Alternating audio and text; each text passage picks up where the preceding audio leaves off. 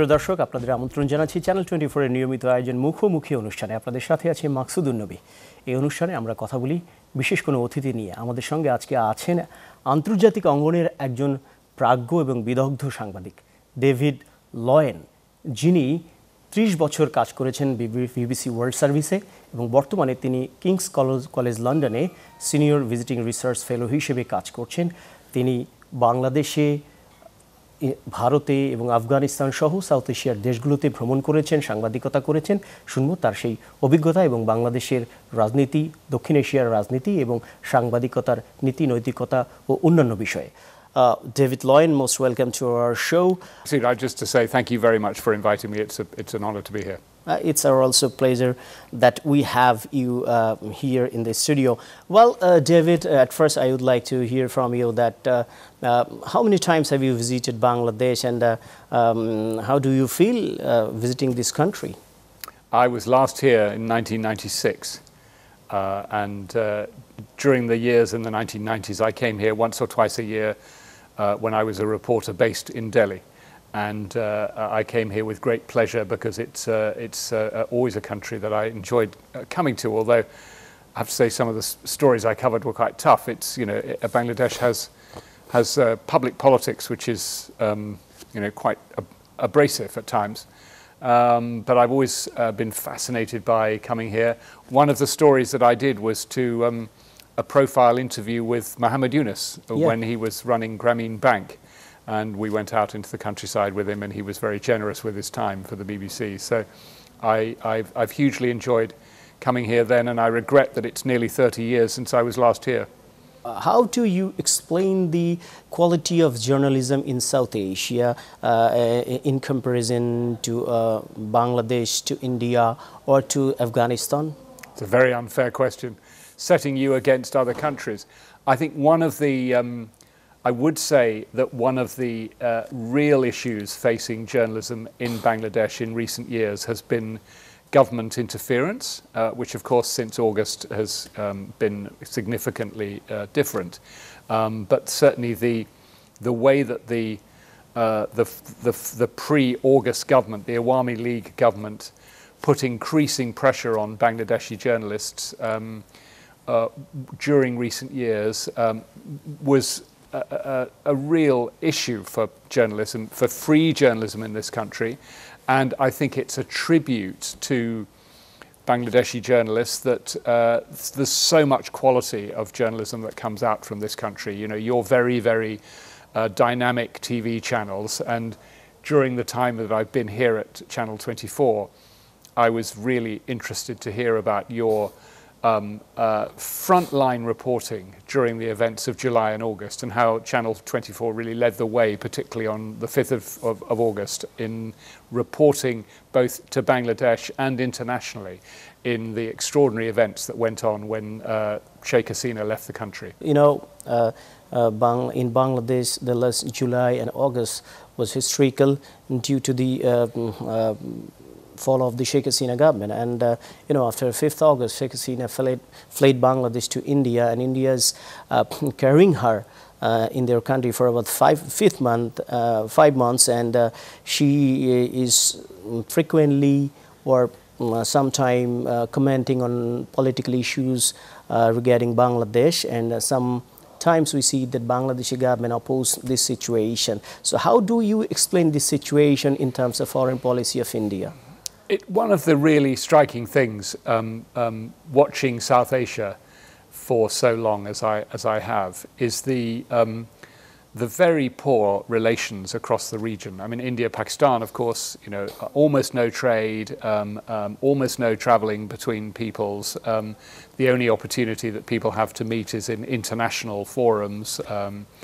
And one of the things that I'm doing while I'm here in Bangladesh is to choose journalists for a program which the UK government supports, which you were a distinguished member of in recent years, bringing together journalists from across the region in order to improve those relations so that there can be better communication between at least the peoples of South Asia between journalists, between civil society activists, and the UK government and other Western governments have done something to try to support that kind of relationship, because clearly the mistrust between Bangladesh and India, which is now increasing because of Sheikh Hasina's presence in India, is very corrosive.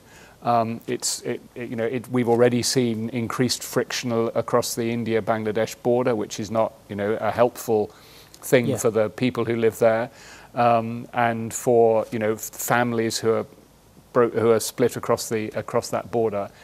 And of course, the risk is that a lot of people in Bangladesh will then be suspicious of Pakistan's increasing, influence in Bangladesh. If India is now not your big friend, is Pakistan going to be your big friend? And that has its own challenges as well.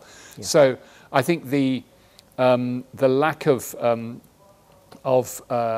real attention to the capacity to build better relations across the region has been something of a failure over the last times. And when I was here as a correspondent in the mid-90s, it was in the early hopeful days of SARC.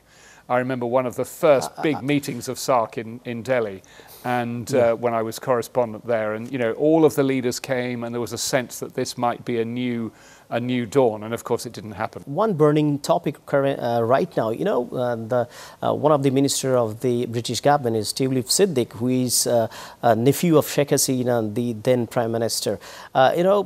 Big corruption allegation forms against her, and some British media reported on that issue, and recently Anti-Corruption Commission of Bangladesh has filed a case against her. So how do the British government see this issue, and what steps will be taken by the government of Britain? Can I go back one stage on that? And the fact that Tulip Siddiq is a minister in the British government, this is quite new, and it's not of any sort of sense it's not controversial in the United Kingdom that we have a lot of ministers and people in senior positions across the country who are from South Asian origin. We've had a Hindu Prime Minister whose parents were immigrants from of Indian background, and in Britain that is commonplace. But of course it carries its own risks, because those people have their own relationships back in the home countries. We have a very, very large diaspora, very welcome in the United Kingdom. Many people from Sylhet, Mirpur, from Bangladesh, many people from Pakistan in particular, and from India, of course, and who've succeeded, as we've seen, in the British scene. But of course, in the political scene, these personal contacts, are, I think, going to be challenging, and it's difficult to see how Tulip Siddiq can survive as a minister. It's unfortunate that she's the anti-corruption minister, and she's now facing these corruption issues. I have to say, I think they're pretty small compared to some of the really big issues. I mean, some former ministers in the Awami League government owned dozens of properties in the United Kingdom and in the Gulf, in particular, in Gulf states. There's been some very good investigative reporting internationally, and now increasingly inside Bangladesh, looking at where that money went. So I think borrowing a couple of flats, which is the charge against Tulip Siddiq, is not an enormous issue, but clearly she's very high profile. And I think in the end, she's probably going to have to resign. It was supposed to that Sheikh Hasina was supposed to take shelter in England after the fall of her government, but finally we heard that the UK refused his application or appeal to stay in London. So why do British government react like this towards Sheikh Hasina? Currently, how is the approach of the British government towards Sheikh Hasina and his political party in Bangladesh? I think Britain was hoping that Sheikh Hasina wouldn't ask. Actually, I don't think it would be a big issue if she really wanted to come. I mean, Britain has been the home of ex-leaders, exiled leaders from foreign countries for several years, several hundred years actually. There've been people from different countries who've lived in Britain. We've had exiled Pakistani leaders who are in Britain who then go back and become prime minister or president, on 2 occasions in the last 20 years. So it's not impossible that she could come. And of course, as you know, Khaleda Zia, the BNP leader, is currently in London undergoing medical treatment. So, I mean, Britain seems to be the place of choice for South Asian countries, understandably. Long historical links and very large diaspora, and a comfortable sense of a country that's welcoming.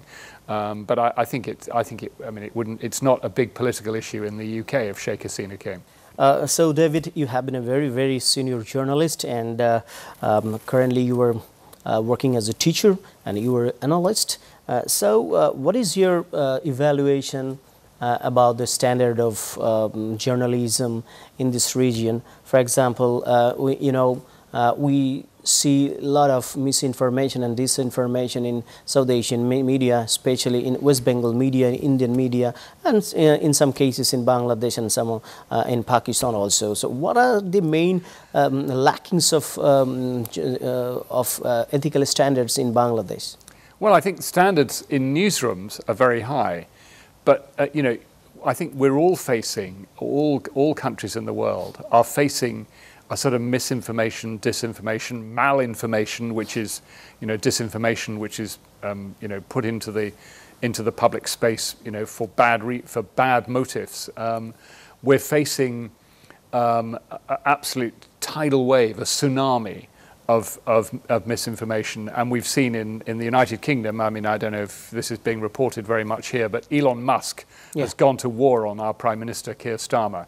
And it's very destabilising for the government. He accuses British ministers of not doing what they should be doing, and he's got 200 million followers on his platform on Twitter, for now X, and it's very destabilising. So I think, and that's what we're seeing above the line. Below the line, you're seeing very significant Russian and Chinese disinformation campaigns which are being run at the moment, particularly Russian ones.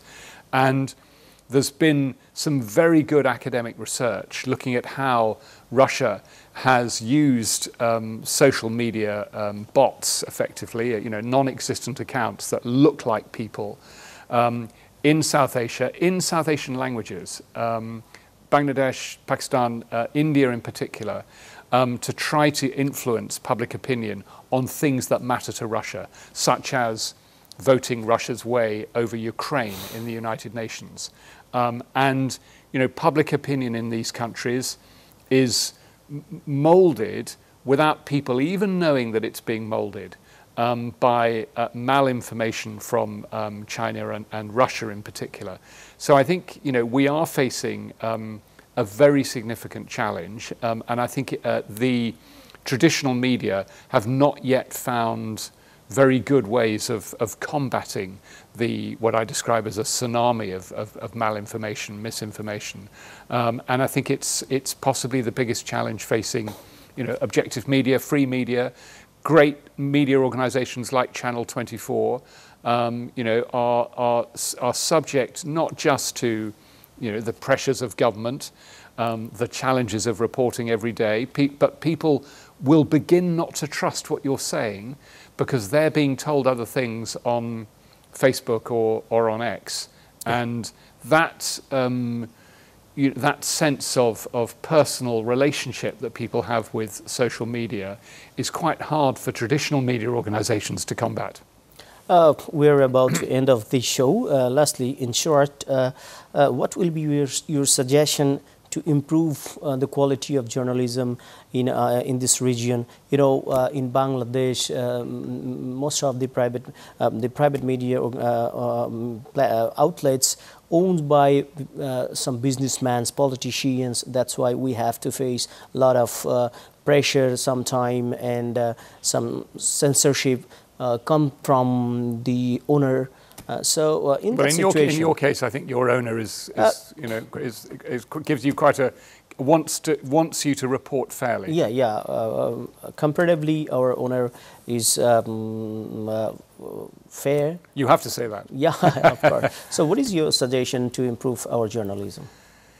Can I quote something that the great 19th century British author said about reporting? He said, "I keep 6 honest serving men. They taught me all I knew. Their names are what and where and when and why and how and who. And those are the only questions that really matter." Going out and talking to people and seeing what's going on and asking them what happened, why did, and trying to explain why it happened and how that it happened, and giving context. And that hasn't changed since Kipling wrote that in 1900.